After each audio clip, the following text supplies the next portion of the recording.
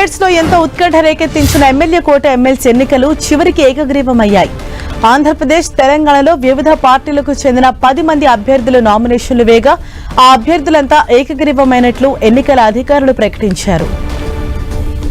ఆంధ్రప్రదేశ్ లో కూటమి పొత్తులో భాగంగా టీడీపీ తరపున బీటీ నాయుడు, బీద రవిచంద్ర, కావలి గ్రీష్మ నామినేషన్ దాఖలు చేశారు. అలాగే జనసేన తరపున నాగేంద్రబాబు, బీజేపీ తరపున సోము వీర్రాజు నామినేషన్ వేశారు. వీరంతా ఏకగ్రీవమయ్యారని ఎన్నికల రిటర్నింగ్ అధికారి ఆర్ వనితారాణి ప్రకటించారు. అలాగే ఎన్నికైన అభ్యర్థులకు ధృవీకరణ పత్రాలు అందజేశారు. మరోవైపు తెలంగాణలోనూ ఎమ్మెల్యే కోట ఎమ్మెల్సీ ఎన్నికలు ఏకగ్రీవమయ్యాయి. కాంగ్రెస్, బీఆర్ఎస్, సిపిఐకి చెందిన 5 అభ్యర్థులు ఏకగ్రీవమైనట్లు రిటర్నింగ్ అధికారి ప్రకటించారు.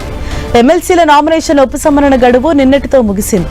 ఈ ఎన్నికలకు కాంగ్రెస్ నుంచి ఎమ్మెల్సీ అభ్యర్థులుగా విజయశాంతి, అద్దంకి దయాకర్, శంకర్ నాయక్ నామినేషన్లు దాఖలు చేశారు. అలాగే బీఆర్ఎస్ నుంచి దాసోజు శ్రవణ్, సిపిఐ నుంచి నెల్లికంటి సత్యం నామినేషన్లు వేశారు. వీరు కాకుండా 6 స్వతంత్ర అభ్యర్థులు నామినేషన్లు దాఖలు చేశారు. అయితే స్వతంత్ర అభ్యర్థుల నామినేషన్లు నిబంధనల మేరకు లేకపోవడంతో రిటర్నింగ్ అధికారి వాటిని తిరస్కరించారు. దీంతో కాంగ్రెస్, బీఆర్ఎస్, సిపిఐ అభ్యర్థుల ఎన్నిక ఏకగ్రీవమైంది.